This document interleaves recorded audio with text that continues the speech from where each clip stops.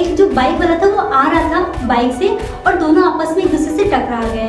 और टकराने के बाद मुझे ही लगा कि अब तो ये एक दूसरे को मारा पीटी करेंगे और लड़ाई होने वाली है, बट डोंट वरी, ऐसा कुछ नहीं हुआ। उन्होंने एक दूसरे को सॉरी बोला और इतना बड़ा इंसिडेंट होते होते बच गया। वो छोटी सी चीज़ में कन्वर्ट होकर वो एक दूसरे को सॉरी बोलते हुए अपने अपने रास्ते चले गए।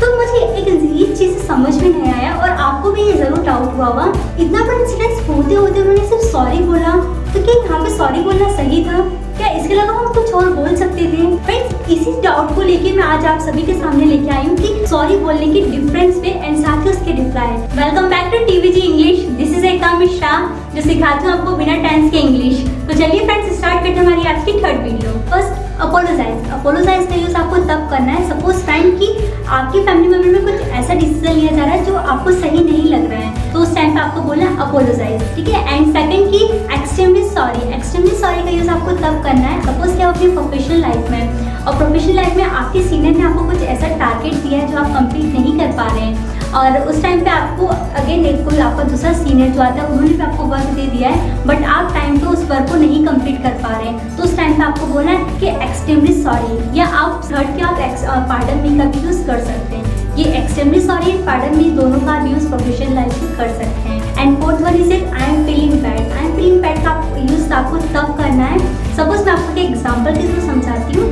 फ्रेंड्स, दो फ्रेंड है सपोज मोहन एंड सोहन, वो दोनों 25 साल के हैं और 25 साल में जो सोहन है वो काफ़ी स्ट्रगल कर रहा है, हार्ड वर्क कर रहा है सक्सेस के लिए। वहीं जो मोहन है वो पार्टी कर रहा है, एंजॉय कर रहा है अपनी लाइफ को, बट 5 साल बाद जब उनका रिजल्ट आता है तो सोहन जो एक सक्सेसफुल इंसान बन जाता है, वहीं जो मोहन है वो एक मिडिल क्लास से रह जाता है। मोहन क्या सोचता है कि काश मैं उस टाइम पे मेहनत कर लेता तो आज मुझे मिडिल क्लास नहीं रहना पड़ता है। तो आप इस सिचुएशंस में आई एम फीलिंग बैड का यूज़ कर सकते हैं। आप इसी के साथ में आई एम सॉरी का यूज़ कर सकते हैं, I am so sorry, sorry normally आप यूज़ कर सकते हैं। इन सभी का यूज़ आप कर सकते हैं। तो इन सभी का आपको यूज़ करना आएगा सॉरी के प्लेसेस पे। तो अब आपको सॉरी सॉरी सॉरी नहीं बोलना है, आपको जो मैंने बताए हैं वो आपको यूज़ करना है डिफरेंट प्लेसेस पे। तो चलिए स्टार्ट करते हैं सॉरी के replies.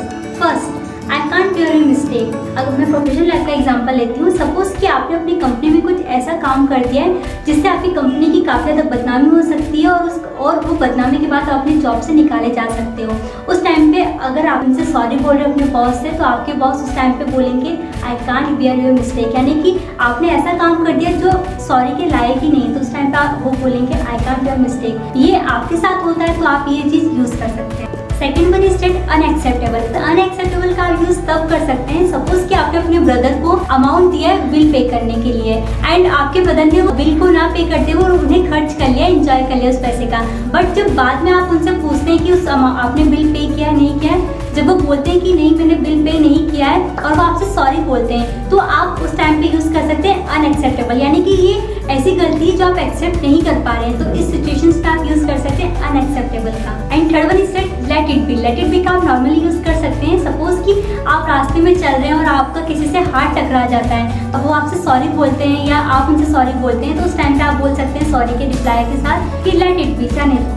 And fourth one is that it happens. It happens का यूज़ आप तब कर सकते हैं सपोज कि एक फ्रेंड है जिसकी कोई मदद नहीं करता और वही फ्रेंड आपके पास आ जाता है कि आप मेरी ये हेल्प कर दो, बट उस टाइम पे आप कुछ ऐसे वर्क में इंटरेस्ट रहते हैं जो आप उनकी मदद नहीं कर पाते और आप उनसे बोलते हैं कि सॉरी मैं आपकी हेल्प नहीं कर पाऊंगा, तो वो रिप्लाई में बोलते हैं कि इट हैपन्स, यानी कि मेरे साथ होता रहता है, ठीक है कोई प्रॉब्लम नहीं, आपने मेरी मदद नहीं की, ये तो मेरे साथ होता ही रहता है, इट हैपन्स। एंड फ्रेंड्स, इसी के साथ साथ आप इट्स ओके का यूज़ कर सकते हैं, नो प्रॉब्लम का भी यूज़ कर सकते हैं, लेट इट बी का यूज़ कर सकते हैं, नॉट मेंशन का यूज़ कर सकते हैं, नेवर माइंड का यूज़ भी कर सकते हैं। तो ये सभी के आप रिप्लाईज में बोल सकते हैं। तो ये थी हमारी आज की थर्ड वीडियो। आई होप कि आपको ये वीडियो समझ में आई होगी कि कैसे हम और डिफरेंसली सॉरी के बोल सकते हैं एंड साथ ही उसके रिप्लाई। सो फ्रेंड्स, वीडियो को शेयर करना ना भूलें, लाइक एंड सब्सक्राइब जरूर कर दें। Thank you so much for watching this video.